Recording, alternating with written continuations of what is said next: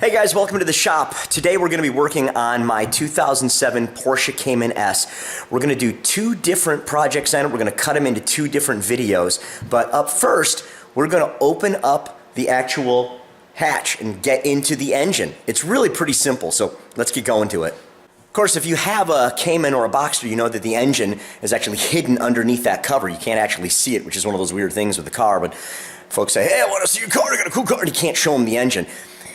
One of the projects we're going to do today is going to fix that. I'm actually going to put a clear engine cover here on my Cayman S.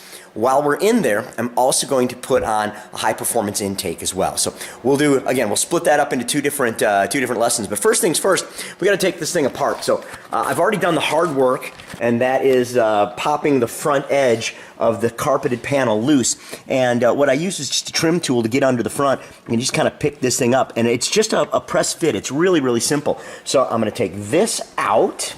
Let's see if I can do this without scratching things up. There we go.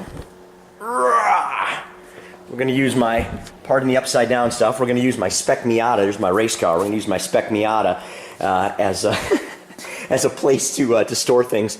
And then underneath it is the heat shield, and that's what that big silver guy is right there. Now I've already taken the Torx screws out. There are simply 5 of them. You unscrew them. It's super simple, and you just lift this thing up and out of the way. I'm going to put this back over here.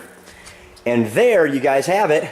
There is your flat 6, 3.4 liters. In my case, 295 horsepower on this 2007 Cayman S. Super cool, man. I mean, it's great. I have a chance. I actually had this thing open a while ago, and just to kind of clean things up. And I was shocked at how clean it was. The original owner had never opened the engine up. I believe it had the original air filter in. I bought this car with 16,000 miles on it. I've got 22,000 miles on it right now, even though it's a decade old. And the thing, as you can see, is in really fantastic shape. So first things first, now that we've got everything open, we're going to get into the air box. That is this guy right here. It's simply held on by 2 screws. I've already pulled those off, so we're just going to remove this cover. And you can see inside there is the air filter right there. That's this guy here. It was also held in by 1 extra screw right up on the top there. I've now removed that. So at this point, it's time to get that filter out so that we can replace it with the high-performance filter. That's it. It just takes a little snap to pop that thing loose. We're going to give this a little rotation right to there and up to there. Get her out. And there you have it. And you can see this one was nice and clean. I didn't put that in all that long ago, but now we're going to replace things. We've got this open air box, and again, I know it's kind of tough to see in the darkness in there, but this empty void is where the air intake is. This, where my hand is, right down here, is where the air comes in from the outside of the car. It's going to come up into the cone filter, and then it goes right into the air intake system. As it turns out, the Porsche air intake is actually surprisingly well thought out and surprisingly efficient. There are not a whole lot of really improvements that the aftermarket's come up with. This is not like, I mean, I'm pretty big in the Miata hobby. There's all kinds of intakes on the Miata, but here on the Porsche, they like to stick with the German stuff, all right? So we're going to get that filter ready to go and put that on.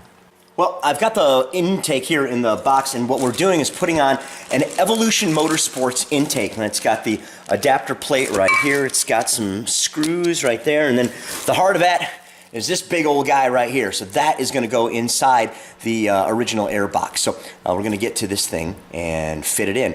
According to the manufacturer, this is good for 6 to 8 horsepower and 6 to 8 torque. I don't know if I believe that, but if it sounds cool and helps give me a little better throttle response, I'm happy with that. All right, so we've got the old airbox apart now, right? And we've got the original filter out. Next thing, we got to take this guy and mount it in the original position. This is the plate that the new intake is going to mount to.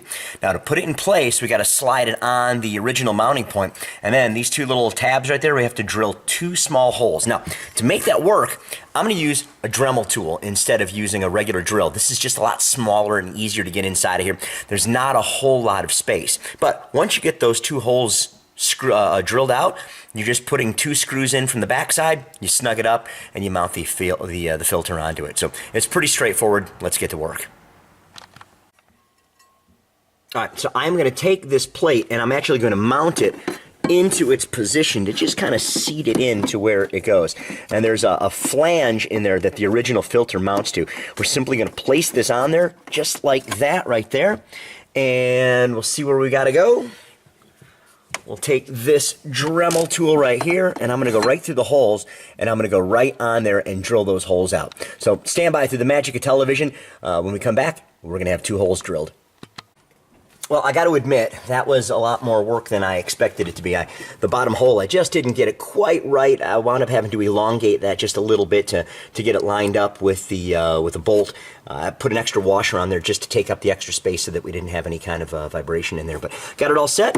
New intake is in, and other than putting this cover back together, let's see if we can get that to slide right on in, right there. Let's see, right into there. And then I'll get those screws put in, and that thing's all set. Not bad, huh? Allegedly 6 to 8 horsepower, and one of the internet sites I mentioned, there was a guy that actually did do a back-to-back dyno test, and he showed 8 horsepower just by bolting that thing on at the wheels. Again, my expectations of it are pretty low, but hey man, every little bit helps, right? Perfect.